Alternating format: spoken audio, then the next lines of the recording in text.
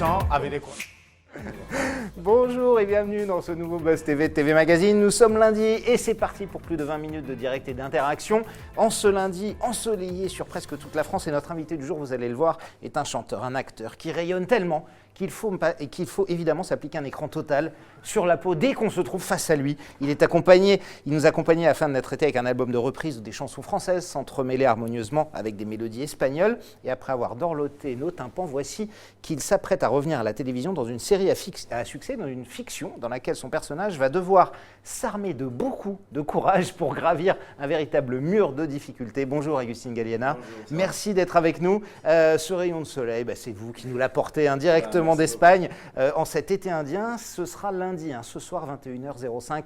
TF1 lance la 10e saison de Clem, déjà la 10e, une série dans laquelle vous jouez le rôle d'Adrián Muñoz. Mais votre actualité ne s'arrête pas là puisque vous avez sorti un deuxième album intitulé Plein Soleil au mois d'août. Vous tournez le nouveau on va parler un peu plus tard. La semaine prochaine, vous serez également dans le film Bouchou, je crois, au cinéma, sans oublier le film Les Cobayes.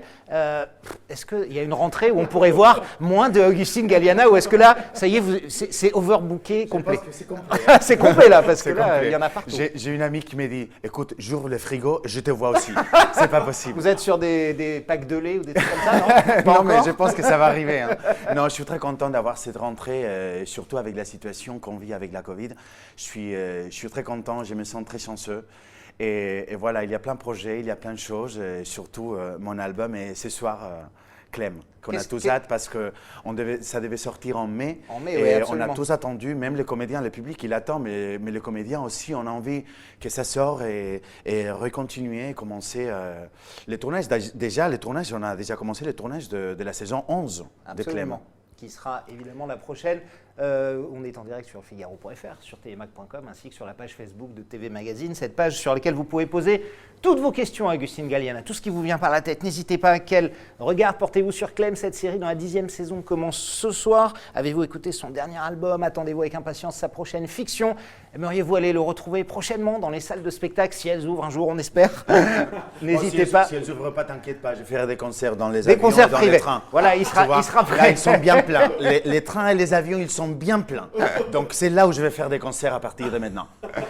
N'hésitez pas à vous laisser votre adresse, l'endroit où vous venez, qu'Agustín vienne chanter et il viendra chez vous. Vos questions et vos remarques, évidemment, il répondra à tout cela après les news médias de Damien Canives. Salut Damien. Salut Nico, salut Agustín.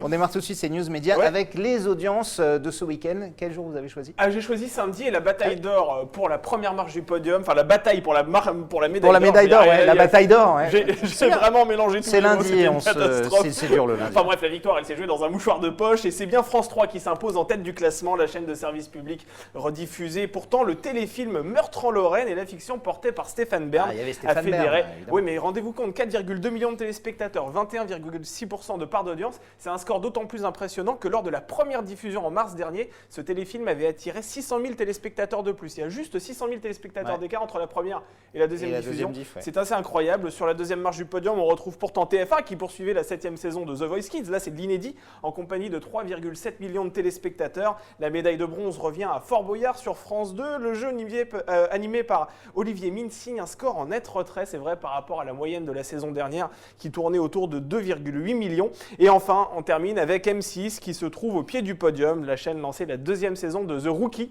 Rien à voir avec Rox et Rookie, bien sûr. 1,6 million de téléspectateurs, 8,2% du public. C'est lundi, pardonnez-le pour ces vannes un peu pourries. Vous avez participé à Fort Boyard, je crois.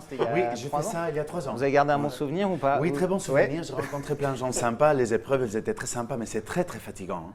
C'est très fatigant, oui.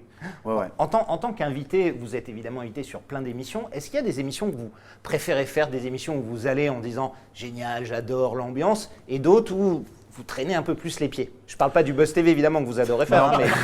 Non, mais c'est vrai que chaque fois que je viens ici, tu vois, c'est tellement naturel. On parle, je suis comme si j'étais à la maison, que c'est très sympa. Après, moi, j'adore rencontrer Jean-Luc Reichmann. Parfois, si cette année, ma pote Babette Lemoine, elle m'invite faire C'est à vous, j'adore aller C'est à vous aussi, parce que c'est une amie que je connais depuis 15 ans. Et oui, normalement, toujours on m'accueille très bien. Et j'ai pas une préférence, tu vois. Et il n'y a pas une émission qui est compliquée, dans laquelle vous n'aimez pas trop aller, non? Non.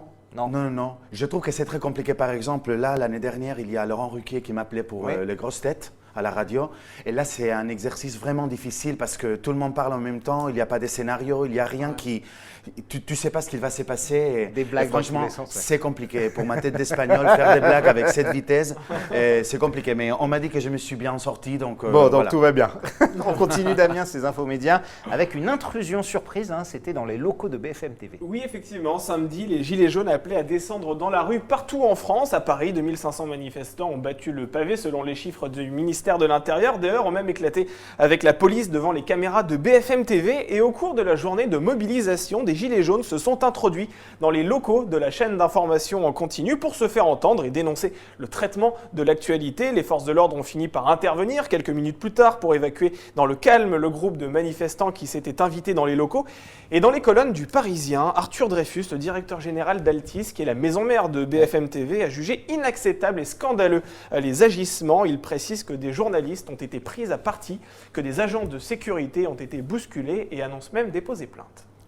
Qu'est-ce que vous pensez de ce mouvement, Augustine, qui dure depuis plus d'1 an déjà? Vous habitez Paris, vous en avez effectivement beaucoup vu. Les Gilets jaunes, vous pensez que leurs revendications sont normales ou qu'ils en font justement peut-être un peu trop maintenant? Je pense qu'ils en font un peu trop et surtout qu'ils arrêtent beaucoup de métiers en même temps. Tu vois, le métier de la culture, par exemple, maintenant, il est déjà arrêté par la Covid. Et en plus, si ça revient… les Gilets jaunes… Les commerçants, beaucoup de gens… Les commerçants, les coiffeurs, les boutiques, c'est vraiment… et surtout… je ne suis pas pour les manifestations avec de la violence. Je trouve que les dialogues, ça existe pour quelque chose, qu'on peut converser, on peut dialoguer. Et je pense que c'est plus intéressant de faire ça que de faire des marches interminables, d'arrêter les routes, même de la violence vers tous les magasins, tous les boutiques. Oui, tout les ça, voitures, comme on a pu le voir ce week-end. Je trouve que, en plus, ça paraît que tu es en guerre, quoi. Et c'est pas la guerre. On ne peut pas faire autrement. Sans doute. Franchement, on pourra sûrement faire autrement. On termine ces infos, Damien, avec un nouveau biopic en préparation. C'est à la mode à la télé. Oui, décidément, TF1 est vraiment en train de se spécialiser dans l'art du biopic. La première chaîne de France a signé, on le rappelle, un succès au sommet grâce à son unitaire sur la vie de Grégory Le Marchal. La semaine dernière, plus de 7 millions de téléspectateurs ont répondu présent. D'ailleurs, on attend d'un instant à l'autre le J+7. Là, on comprend pourquoi ils vont faire plus. Exactement. On donnera les chiffres avec le replay demain. Exactement. Aussi impressionnant. Voilà, effectivement. Et cette fois-ci, selon les informations de TV Magazine, TF1 tourne à partir d'aujourd'hui un téléfilm baptisé À tes côtés, dont l'intrigue s'inspire cette fois-ci de l'histoire de Jarry, humoriste et actuellement présentateur de l'émission Good Singer sur la même chaîne. Il interprétera son propre rôle dans l'impôt d'un personnage qui s'appelle Anthony, ce qui est logique puisque on l'oublie souvent, mais Jarry n'est pas le vrai prénom de Jarry, c'est Anthony. Il s'appelle voilà, Anthony, exactement. L'intrigue tournera autour d'un fils et d'un père que tout oppose. Jarry donnera la réplique à Didier Bourdon, Marianne Chazelle, Charlotte Gabry et Terence Tell, rien que ça. Est-ce qu'un film sur votre vie, c'est quelque chose que vous pourriez envisager Je pense que c'est un peu tôt. C'est un peu tôt. Je pense que c'est un peu tôt. Dans 3 mois, ce sera bien. Jarry n'est pas vieux. Non, mais c'est pour ça. Mais peut-être il a une vraie histoire puissante à raconter. Mais pour moi, c'est un peu tôt. D'accord. Je trouve. Mais par contre, s'ils font un biopic sur la vie de Julio Iglesias, peut-être ça sera… Ah oui, pas mal. Pas mal. On postule, effectivement. TF1, pensez-y. Mais pour l'instant, c'est un peu tôt. Mais j'ai plein de choses à raconter. Ça, c'est vrai que mon histoire, ça pourrait être une histoire de comment faire devenir quelque chose qui est rien, la faire devenir quelque chose qui est énorme. Moi, quand je suis arrivé en France, par exemple, c'est tout le monde, quand je raconte cette histoire, ils disent que c'est magnifique parce que je suis venu avec 1 000 € dans la poche. J'avais qu'un pote à Paris, j'avais pas de travail, je parlais pas un mot de français. Du coup, l'arrivée à Paris, ça a été très compliqué. Donc, on pourrait faire un film aussi. Absolument. Et on espère un jour sur TF1. Pourquoi pas? Damien, c'est terminé. Non, par le fait que Agustin Galliana prépare un biopic, je n'ai rien d'autre. Voilà. Julio Iglesias, on l'a noté pour plus tard. Merci beaucoup. Tout de suite, place à la grande interview du Buzz TV et toutes vos questions. Nous sommes en direct avec Agustin Galliana.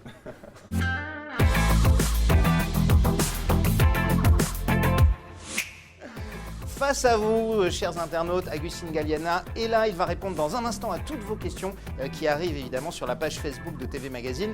Mais d'abord, évidemment, on va reparler du retour de Clem. C'est ce soir à 21h05 sur TF1. 10e saison. Adrienne Munoz, c'est le personnage que vous incarnez. Quelle trajectoire la série emmenée par Lucie Lucas va emprunter cette saison? Qu'est-ce qu'on va voir un petit peu pour donner envie? On ne va pas tout raconter. Mais non, cette année, on revient aux sources de la série. Ça va être une saison plus colorée, plus gaie, une saison très engagée parce qu'on touche le thème du soin de la planète, de l'engagement écologique. Déjà, Lucie Lucas, elle est très engagée par ce thème et moi aussi. Et d'ailleurs, pour mon personnage, on va voir un Adrien qui est dans une situation très compliquée, économiquement en parlant. Il a perdu son emploi, il a perdu son emploi. Il s'est séparé, il veut récupérer son fils. C'est un peu il récupère son fils, mais il va se retrouver avec une situation très difficile parce qu'il n'a pas d'argent. Et du coup, par hasard, il va devenir prof de salsa dans une école où il va faire un beau rencontre là-bas. Et aussi, on ne dit pas trop, oui, bon, déjà l'épice, il a été raconté un peu. Allez, on tease. Et du coup, il va se retrouver par hasard aussi dans l'escorting. Donc, il va accompagner des femmes la nuit.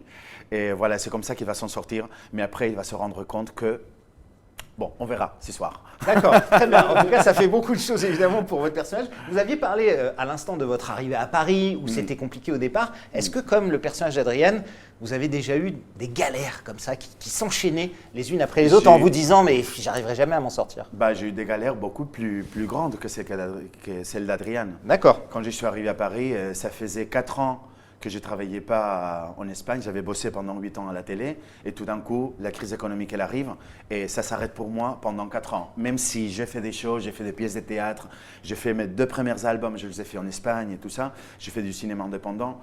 C'était très compliqué pour moi et c'est pour ça que j'ai décidé de tout fermer à Madrid et prendre ma valise avec plein courage et venir à Paris en France, sans parler un mot de français, sans argent. J'avais un pote qui m'a logé et c'est comme ça qu'aujourd'hui je suis là grâce à cette décision.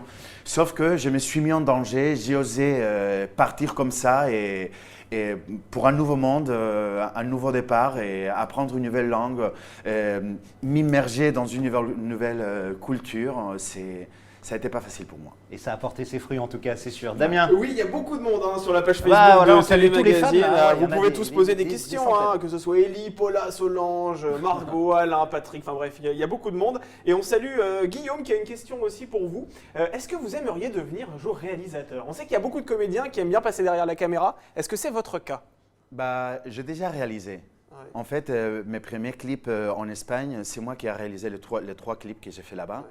Et oui, ça m'étente parce que je pense que j'ai une vision esthétique où je pourrais devenir réalisateur, où je pourrais réaliser quelque chose. Et il y a beaucoup de gens du métier qui me le disent aussi. Bon, voilà. D'accord. Un petit mot juste, on va voir des images. Vous avez parlé d'Adrienne qui va devenir prof de salsa et on va voir un petit peu les images là juste derrière nous. Le fait d'avoir participé à Danse avec les stars, est-ce que ça vous a aidé un peu à appréhender, à rentrer dans la peau de ce prof de salsa ou est-ce que vous savez la danser naturellement? Non, moi j'ai un truc naturellement dans le sang, et dans la peau. C'est le rythme. Il y a quelque chose qui vient des fabriques déjà, qui est né en moi. Tu vois. Après, pour danser, j'ai dû prendre des cours, j'ai dû répéter, j'ai dû faire plein de choses pour danser avec les stars. On me voyait danser, mais moi, j'ai répété pendant une semaine, 8 heures par jour. Là, pour Clem, la danse que vous allez voir ce soir ou lundi prochain, j'ai répété pas mal de fois aussi. Effectivement, il faut. C'est beaucoup de travail en général. Surtout les chorégraphies, c'est compliqué. Alors évidemment, les fictions racontent souvent ces problèmes sociaux dont on parle. Pour Clem, notamment la difficulté de jongler entre le travail, la vie personnelle, le sexisme, le harcèlement au travail. Vous incarnez aussi ceux qu'un homme peut rencontrer, qu'on voit parfois un peu moins souvent. C'est important de parler de ces sujets-là, de ces sujets de société, de ces problèmes dans la fiction. Oui, pour moi, c'est important de parler des hommes aussi.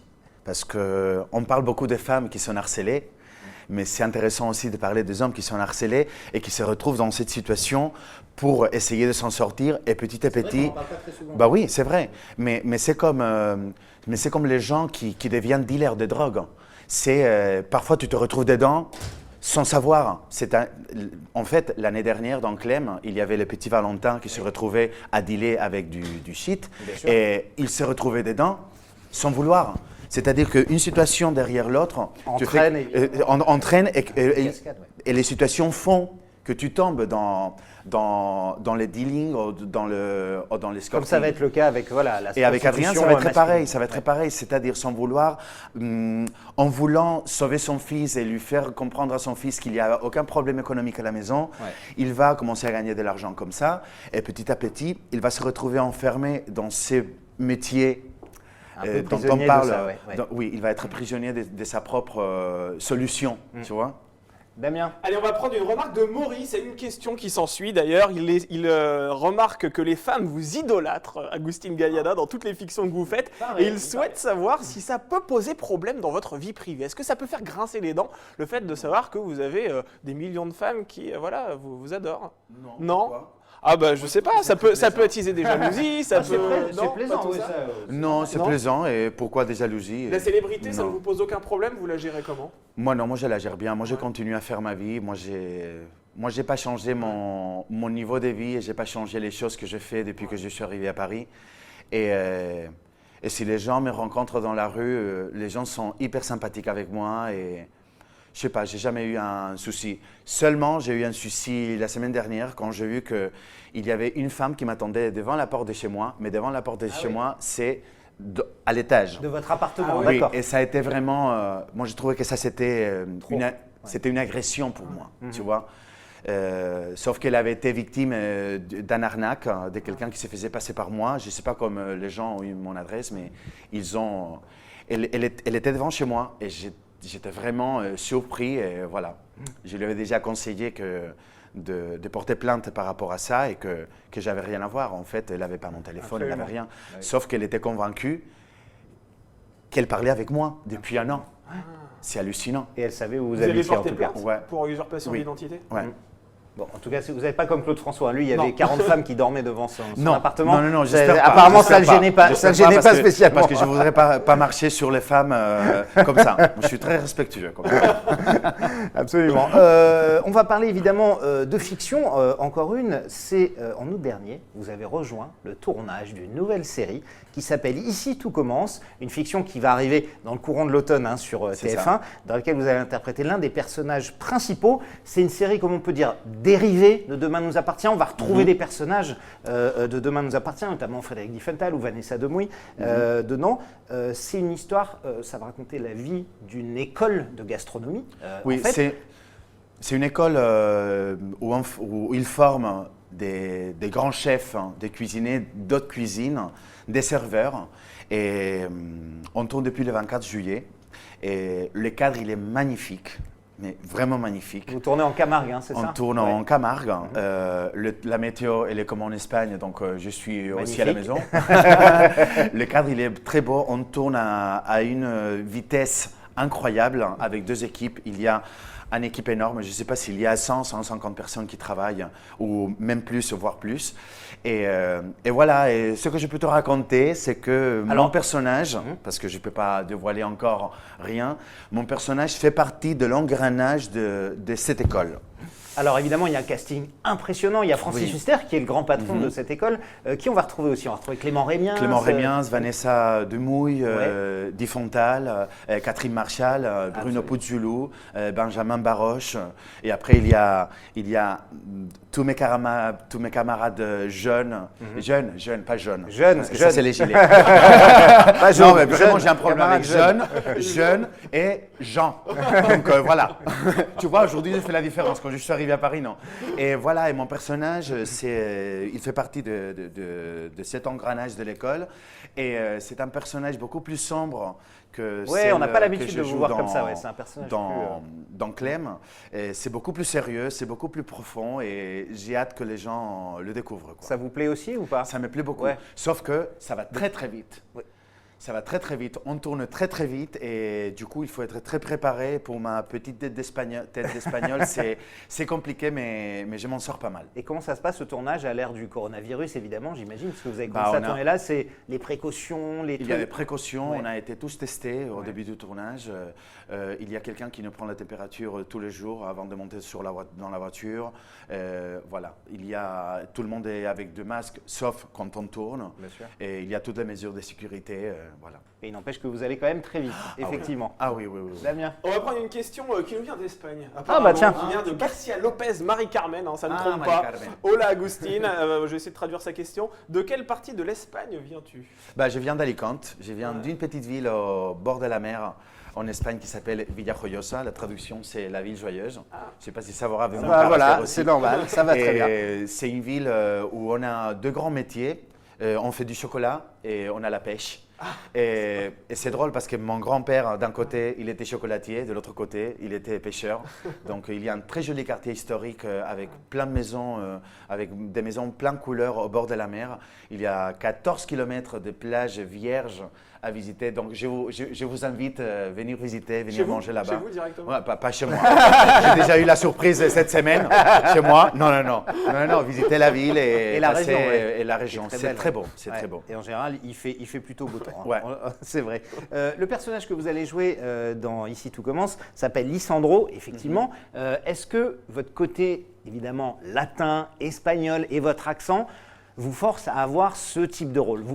C'est difficile de jouer autre chose. À chaque fois, on vous propose un latino un peu d'origine espagnole? Non, pas forcément. Par exemple, le personnage que j'ai joué cette année au théâtre des variétés, c'était pas un espagnol. Pas forcément tout le temps, c'est des espagnols. Et c'est ça que j'aime bien. Les boîtes de production, ils s'ouvrent plus à chaque fois à me donner des rôles qui ne sont pas espagnols. Forcément, après il y a mon accent.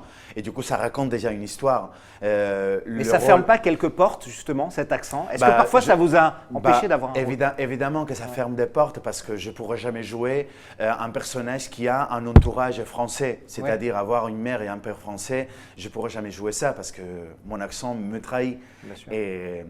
Mais voilà, mais pour l'instant, j'ai pas eu de soucis pour travailler ici en France et j'espère que ça va continuer. Donc pour vous, c'est plutôt une force qu'un handicap après tout? C'est les deux choses, mais cool. je le prends plutôt comme une force que comme un handicap. Damien. Béatrice, surtout ne change pas, reste toi-même, tu seras toujours aimé. Voilà, c'est le conseil qu'elle peut vous donner ce matin. Il y a des demandes en mariage qui arrivent. Il y en a pas mal. Je vous les ferai suivre en 8 transferts tout à l'heure. Et on va prendre une question de Com. Vous parliez de votre attachement à la France, ça tombe bien. Il souhaite savoir si vous avez l'intention de prendre la nationalité française. Écoute, c'est une bonne question parce que la réponse est oui. Ah, très bien. Et c'est imminent? Je sais pas, j'ai réfléchi cet été à le faire. Parce que quelque part aujourd'hui, je sens que j'ai une double culture. Je me sens à moitié français, je ne sais pas. Ça fait pas très longtemps, j'ai parlé avec une journaliste du Sud. Elle m'a dit, écoute, ça fait 3 ans que j'habite ici et je me plais beaucoup, mais il y a quelque chose que je n'ai pas réussi à faire et toi, oui. Elle me disait, tu as réussi à trouver ta personnalité en France. Tu as réussi à trouver ta personnalité française ici. Ouais. Et du coup, c'est vrai, j'ai quelque chose qui me fait sentir que je suis d'ici. En fait, le truc, c'est que j'ai tellement galéré professionnellement avant d'arriver en France que c'est la France qui m'a donné la légitimité d'aujourd'hui être comédien. Et ça, c'est un bien très précieux. Il y a une reconnaissance que ça m'a fait sentir français quelque part. Et ça, personne jamais pourra m'enlever ça. C'est-à-dire aujourd'hui, je me sens à moitié français. Donc vous allez bientôt faire votre demande? Oui, ouais. Ça fait déjà plus de 5 ans que j'habite ici, donc je vais le faire. Vous pouvez faire surtout parce que j'ai envie aussi de pouvoir voter ici. J'ai payé mes impôts ici, je vis ici. J'ai pas dans ma tête le fait de revenir en Espagne, donc oui, je vais demander la nationalité. Alors, on va parler un petit peu musique, puisque cet été, vous avez sorti un album de reprise qui s'appelle Plein Soleil. Qu'est-ce qui vous a motivé, donné envie de vous réapproprier certains tubes très connus, comme Duel au soleil ou Por qué te vas? Pourquoi vous avez repris ces titres? Cet album, il est né de mon envie de me produire sur scène. Ouais. Mais j'avais que 13 chansons pour faire un concert. Donc, je voulais rajouter des chansons. Et je n'allais pas rajouter des chansons chinoises ou russes. Oui, on est d'accord. J'allais rajouter des chansons qui m'ont… Françaises ou espagnoles. Qui m'ont séduit à mon arrivée en France. Beaucoup de chansons avec lesquelles j'ai appris le français. Parce que je suis allé beaucoup au cinéma à mon arrivée en France. Et j'écoutais beaucoup la radio, j'écoutais beaucoup de musique pour adapter mon oreille au son français. Ouais. Et c'est ça qui m'a permis d'apprendre, de connaître toutes ces chansons que finalement j'ai mis dans mon concert. Et j'ai eu l'idée, j'ai parlé avec mon label, je leur ai dit pourquoi pas on fait un album avec ces chansons. On rajoute 3 ou 4 de plus qui me plaisent et voilà, c'est comme ça que l'album il est né. Alors vous avez dit évidemment pour aller jouer et pour aller en concert, sauf que patatras, le coronavirus et la crise sanitaire est passé par là. Cet été, dans TV Magazine, chez nous, vous avez poussé un vrai coup de gueule sur la fermeture des salles de spectacle, en disant que c'était un vrai scandale qu'on puisse rouvrir des stades, ouvrir des jauges à 5000 personnes et que les salles de spectacle soient fermées.